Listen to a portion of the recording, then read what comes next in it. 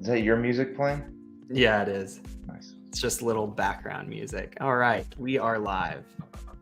So, hi everybody. Thank you so much for tuning in. And if not, we'll definitely share the recording after. But I have the pleasure of Michael Bogart joining me. He is the CEO and founder of Revenue-Growth.AI.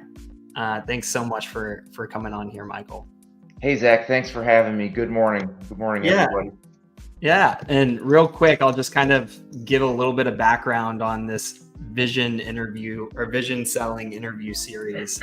I went to this event and I heard this really interesting concept of what is a vision, right? And what was funny is the guy leading it, he was like, hey, if you don't have a vision, make it your vision to find your vision, right? So he was talking about the purpose of a vision is not so that you actually achieve it, but it's who it makes you today. And he talked to me a little bit about, hey, take bits and pieces of people who you aspire to be and take what characteristics they have and embody those today, and you'll be living through your vision, right? So my goal with this vision selling interview series is to bring on the best salespeople I know, and hear a little bit of their story, a little bit of their wisdom, so that we can take little nuggets. This is kind of for those junior sellers or aspiring sales leaders, or maybe someone that's trying to move into their own entrepreneurial journey. So it's really cool to have you on, Michael. I appreciate it. Thanks, Zach. It's great to be here, and I certainly appreciate the invitation, and I love what you're doing. And like you, I think there's definitely something to be said about taking pieces and parts of folks that you think are doing something good that could inspire you and putting that together. I think this whole thing is just a puzzle, and we're all looking for the right pieces to put together. So, I'll say that when I first really started thinking about going out there and doing this full time, you were one of the first people in my network that I was introduced to, and I've really enjoyed watching your success, and very eager to continue to see you and your team grow. So thank you. Yeah, and I really appreciate that. And I got 5 questions. The first one that I've asked everybody is, give me just a quick 2 to 3 minute story on your career. Why did you choose sales? Because that feels like it's a unique story for everyone. So I'd love to hear it. Yeah, I don't think anybody wakes up when they're 5 and goes into school and they say, what do you want to do when you grow up? And you say sales. I don't think too many kids are saying that. I certainly wasn't. How did I get into sales? Yeah, unique story. So I started off as an accountant. I studied accounting just because I didn't really know what else to do. And by nature, I'm much more of an introvert. I'm much more of an analytical person. So it kind of fit, sort of, just in terms of studying it. When I got out of school, I started studying for the CPA exam, and I'm like, man, I just do not want to do this. I don't really like it. I got through 2 of the sections, and I decided I needed to make a change. I started studying music seriously, and I really enjoyed that. And there came a point where I'm like, all right, well, I've got to do something to like make some serious money here. I was in a band with a guy. His name was Aaron, and he was doing really well for himself. And we had kind of, lost touch over a couple years. And I'm sitting there finishing up my music studies, and I see he's doing really well for himself. I'm like, well, man, what are you up to? He's like, I'm selling software. You should do it. You would do really. He was super encouraging about it. And so that's like the first part that I would tell my story is that's kind of how I kind of found my way through accounting and music somehow. The second thing is my dad. He's always been in sales, and I've always admired that. And he's always imparted on me that you can learn a lot, and just like maybe an athlete is pushed to do things beyond what they understand and beyond what they think is possible. That's kind of the life of sales. So I gravitated towards it, I would say, pretty much from those 2 influences. My wife and I moved to Austin, and I knew that I wanted to get into software. I thought I'd probably want to be a developer, but I didn't want to go back to school. And again, between that musician friend of mine, Aaron, and my dad, I realized I could probably go into sales. I can figure this out, and I don't have to go back to school, so I can start right away. So I moved to Austin in 2011, and I mean, that was a great time to come here and just show up and find a sales gig. So that's how I got here. Yeah. That's awesome. And then you you grew through the ranks. You started as an AE. Yeah. You ultimately became a VP of sales for Kites, Parcel, Perform, One Rail. So like, how did that journey go? Yeah. So I would say that, to your earlier point, Zach, of using this as a forum to kind of help folks that are a little newer into sales, there's really only two things that matter in growing a company, and they come back to sales. It's like building pipeline and closing deals.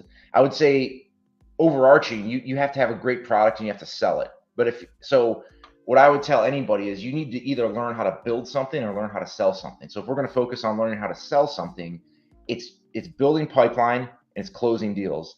And what I think everyone needs to start at, the starting point is building pipeline, right? Because it's a high volume activity. You can fail fast. I remember my first gig, it was almost like kind of like a call center, right? Like I was an inside sales rep making like 100 dials a day. And like anybody, right? It was uncomfortable. I wasn't really too good at it at first, but I just kind of like tried to stay humble and take coaching. And I had some good managers and I started booking some meetings and it just grew from there. Like you can't shortcut any of this. So, like, how did I move up the ranks is your question. I started booking meetings. I started as an inside sales rep or BDR. And then there's never a good time to change, but I jumped into being an account executive. Again, those first few deals, I needed some help. They were clunky, but I think the key is whatever it is you're doing that's new, you just have to get a little better.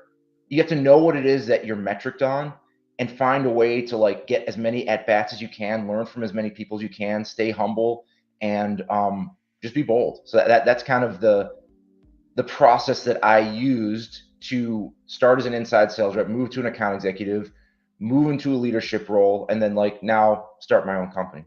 Yeah. Yeah. And your new company, Revenue-Growth.AI, Yeah. my understanding is it's an LLM trained to just help people forecast revenue and shorten their sales cycles Yes. and use AI in the right way. Tell us a little bit about that, how you came up with the idea and what you're trying to accomplish. Yeah, so like let's go back to the two things that matter in sales. That's building pipeline and closing deals. And I'm eager to share like how I'm helping with the latter, closing deals. But first, like I think what you're doing is really interesting, Zach. And I'd love to just kind of turn the mic over to you and like let people hear what you're doing with AI to build pipeline, because I think there's going to be an opportunity for us to really do a lot of cool things because we're attacking both sides of that coin. But maybe you can get us kicked off with what you're doing to help build pipeline with AI. Yeah, no, I appreciate that opportunity. I feel like there's a lot of AI sales tech out there, whether it's completely automating the SDR or as simple as writing AI emails. And I feel like those use cases are kind of intended to dupe the end user or trick them into thinking, hey, this is a personalized outreach. And I think it's becoming pretty mainstream, and that these are not authentic, and these are written by AI, and they know really quickly. And people don't want to be duped in that way. They want a human connection. My CEO calls it disingenuous personalization. So what we're trying to do instead is use AI to make sellers human, right? But do that and point them. What we do is we train our models on what problems you solve, and then we at Sift we go find prospects that have those problems or active initiatives that you could add value to, and then help you articulate what challenges they're facing and how you solve that challenge.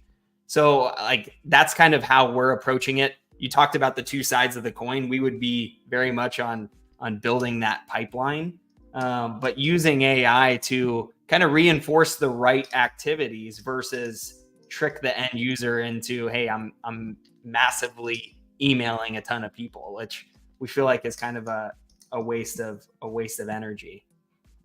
Oh, I think you're muted, Mike. It's an outdated model for sure. Yeah. Yeah.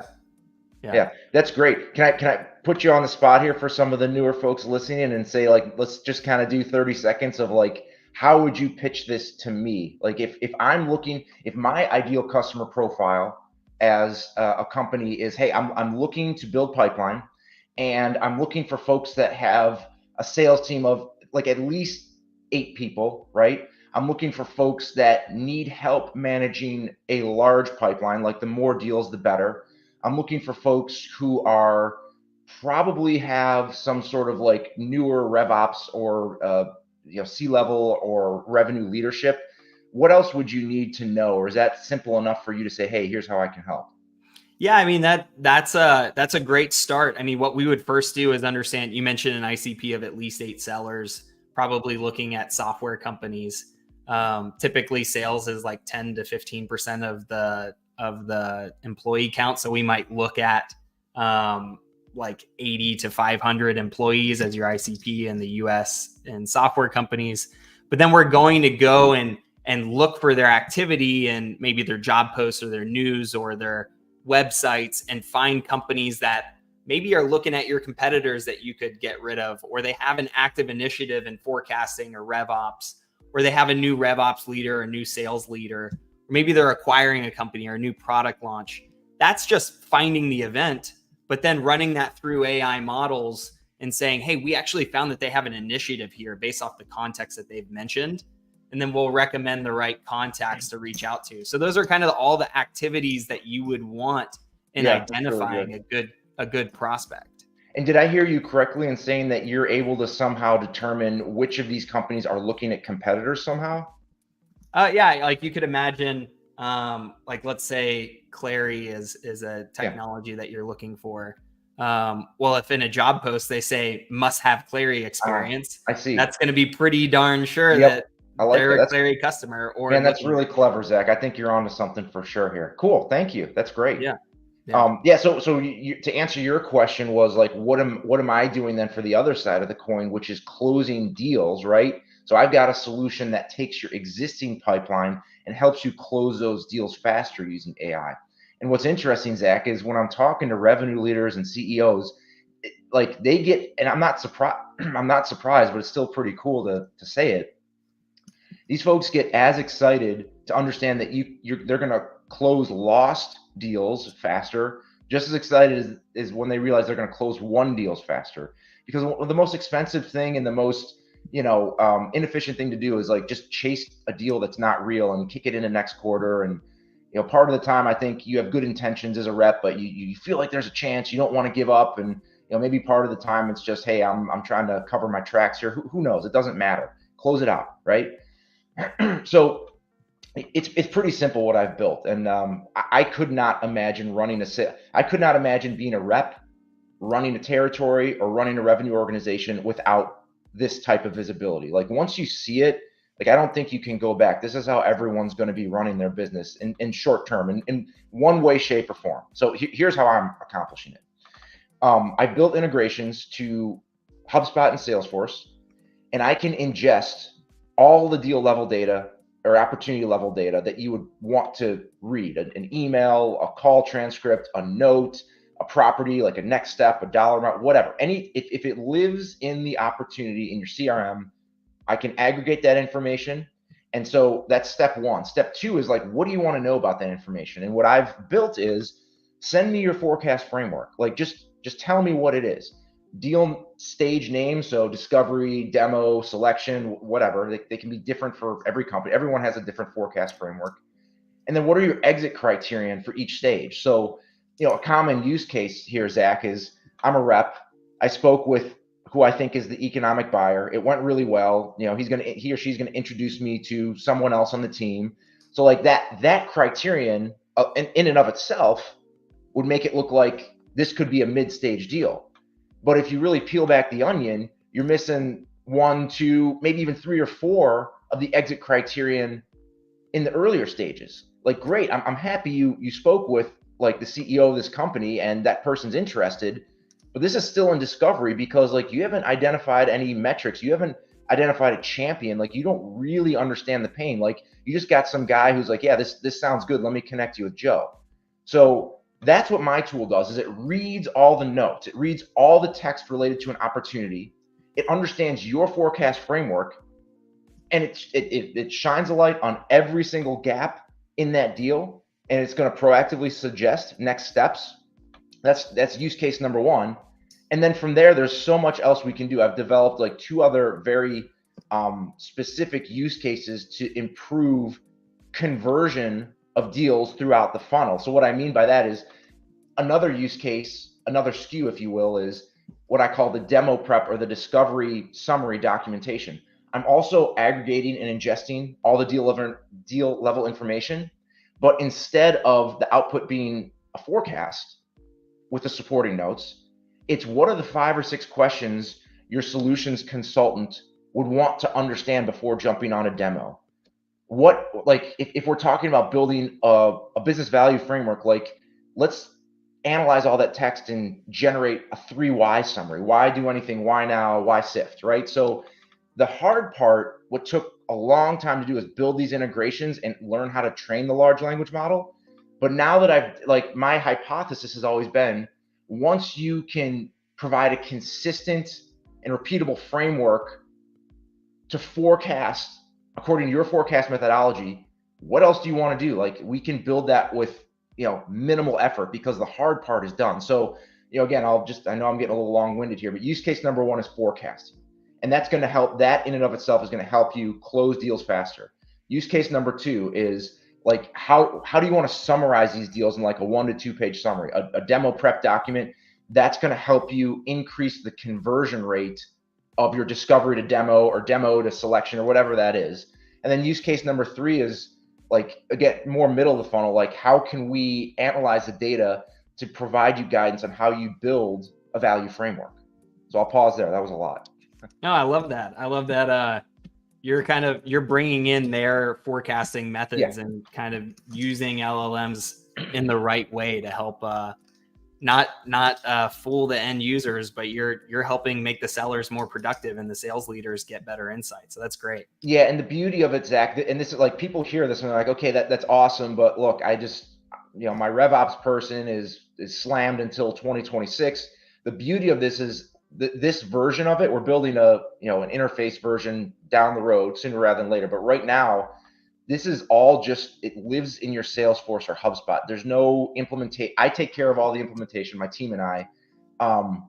There's no interface. There's no time or effort needed. You add me as an admin in your CRM. You give me your forecast framework, and then I build the rest. And it's done in weeks. So that's the other thing I always like to point out when people kind of start to understand what we're doing here. Yeah. Yeah. And so how long have you been at this? Full time, like, about 6 months. Yeah. Wow. Yeah. I'd love to hear, what do you think is so different about selling as an entrepreneur versus these massive logos that you've worked at in the past with all the brand recognition and all that? A lot. I'd start with saying, like, as a sales rep, I think it's actually kind of a natural transition to be a sales rep, a sales leader, and a founder. Because if you're good at being a sales rep and building sales teams, like, you don't really, like, you have to be comfortable just jumping in the weeds and wearing a lot of hats and just figuring it out. So what's different is the scale and the magnitude of, like, figuring it out, like opening, like, I mean, this is just an example, like, a few weeks ago, like, opening a bank account for your company. It's like, okay, well, I haven't done that. Like, what's all the paperwork you need, but, like, I can't take my eye off of, like, closing these deals, because that's like, building pipeline, closing deals is always number one. I'm also, like, it's been really fun, but I've actually built a lot of this version 1 product that I'm like, that we're selling. And the reason for that is because, my co-founder and the folks that he's working with, they're building version 2, which is what they should be doing. And he goes, my co-founder goes, what you want for this light version, we don't have the bandwidth. So I'm like, all right, I'm going to figure that out. So this is it's been a learning curve, but it kind of takes me back to my accounting days of, like, just being analytical. And I've learned how to code a little bit, build integrations. So to answer your question, yeah, it's wearing a lot of hats times about 10. What's been your experience, Zach? I mean, pretty similar. Oh yeah. I mean, I think, like, I always worked at big companies like Oracle and Informatica. I went back to Oracle, where you could call someone and they'd recognize the name. Right now, you really have to get back to the foundation of value selling, and come to the table with a perspective, right? Which is something we're trying to do at Sift, and identifying these challenges of these prospects and how do you solve that problem.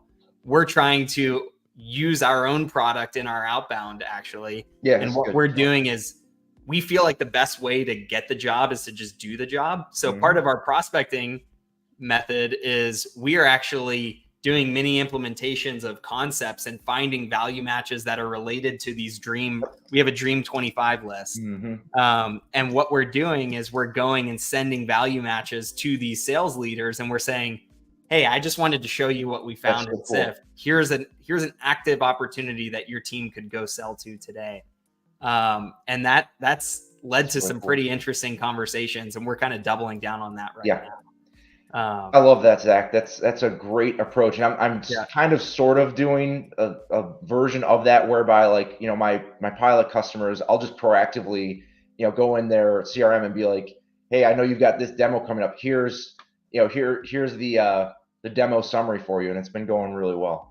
Yeah, but to answer the question, like I've been wearing a ton of hats, and our team, like our CEO, he's kind of doing all the back office, Yeah, AI, sales, marketing, yeah, investors. I'm doing sales, marketing, customer success, a little bit on the investor side as well, and then our cool. CTO. You could imagine the back end of doing some of this stuff is very complex. So he's kind of focusing on how can we make this scalable infinitely, right? So Yeah, like the good. team we've got a small team as Yeah. well. I'd be curious, how'd you go and how did you actually choose your co-founder?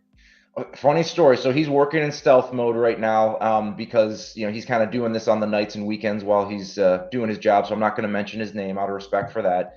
But it's funny. Our daughters became friends in first grade or so. So we got to know each other for a few years before we ever really talked much business.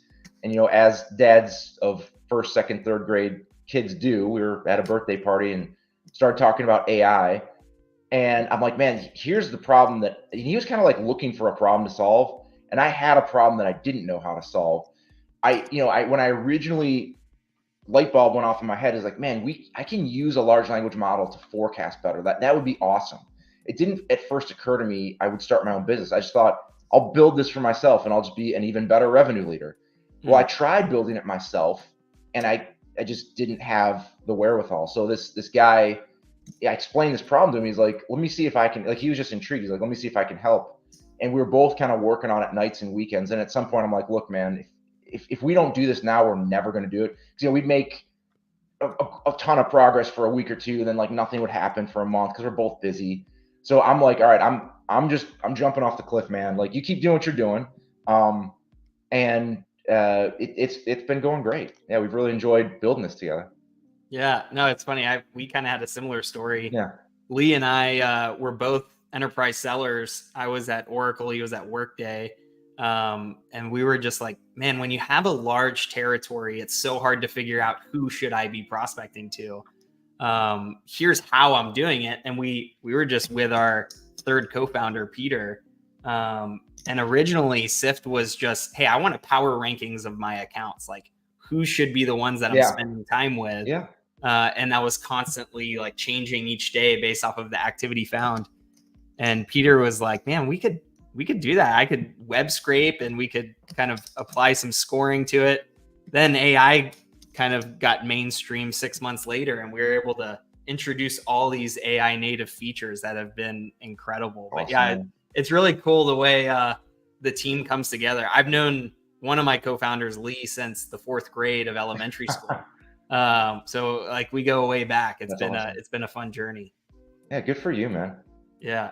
Yeah. No, and you mentioned kind of getting those first customers, the first customers and like growing the user base. That's the first one's the hardest one, right? Yeah, Like that's right. you're in the thick of that right now. So like tell me a Yes. little bit about how that's going. It's going great. Thank you. Again, this is a new skill set for me. I've always joined companies early. I've never closed the first deal of a company, the first customer. So that's a new thing, a new badge of honor here. But what I would suggest for anybody who's a founder or like anyone who's trying to build a new territory, be flexible. And that doesn't scale forever, but just like prove the value. Like, if you don't have a logo slide with 10 customers and you're newer, or maybe you're launching a new product, a new territory, whatever the case may be, like, get the approval and the support to go to somebody and say, hey, I know you have this problem. My proposal to you right now is let me show you how I can solve this problem using your data for a very but just be, just set up some guardrail so it doesn't go on forever. I mean, I learned that one the hard way years ago, but I'm like, what's worked for me to kind of get things moving is just if someone understands the concept and sees the value, I just say, hey, look, I want to be really flexible with you, and I want to like show you how this works using your data, and we're going to make it super simple. And like what I just for any other founders out there, what I've been doing and it's working very well is rather than an MSA, an order form, an SOW, and a multi-year. So like we'll get to all that, but for my first few, like it's just like I'm just a contractor right now, and that's sped things up tremendously. That's great. Yeah. I appreciate you joining, Michael. I know you mentioned you've actually got a 10:30, which is the life of a founder. You've got a busy schedule here. Is there any last thoughts you'd like to share? And after that, I'd love to know, how can people find your company, whether it's a website or a LinkedIn message? Yeah, thanks, Zach. I would say in closing, I was thinking about that first question you asked me, is like, how do you move up the ranks, and like, what's been your experience? How'd you get into sales? One thing I neglected to mention, but I probably should have started with is, there's this adage I learned at Ohio State, you win with people. And the only reason I've had any success is because people have taken the time to like invest in me, take a chance on me. And, I'll start with my dad. He taught me how to work hard. Like my work ethic definitely comes from watching he and my mom. I would say that, moving up through the software ranks, I'm just going to drop a couple names of people who've been like incredibly helpful and generous. There's the first manager I ever had in the software ranks, a guy named Dave Woolwine. I still keep in touch with him. A guy that helped me a lot get into my leadership roles, Ron Richardson. Those are just a few people that I would call out to say, anyone who's looking to progress in your career, like find people that are like, you can help them and they can help you, right? And it'll take you a long way. How can people find Revenue-Growth.AI? That's the name of the website, Revenue-Growth.AI, and it's a pretty simple website, and that's on purpose right now because what I'm selling here, it's really effective, but it's really simple. So I want that to reflect in the website. You can find me on LinkedIn. Just Michael Bogart is my handle, or MD Bogart is my handle on LinkedIn. I'm down in Austin, Texas here with you, Zach, as you know. Those are my closing thoughts. I really appreciate you having me on, Zach. Anything from your side you want to close? Yeah, no, I was just going to say, I'm shocked we haven't gotten a coffee yet. We're both Austin based, so we'll have to hit up a Cosmic or something like that. Yeah, let's do it. Awesome. Alrighty. Well, thanks so much, Michael. I appreciate your time here. Thank you, Zach, for having me on, man. I really appreciate it. This has been a lot of fun. Alrighty. All right, we'll see everybody.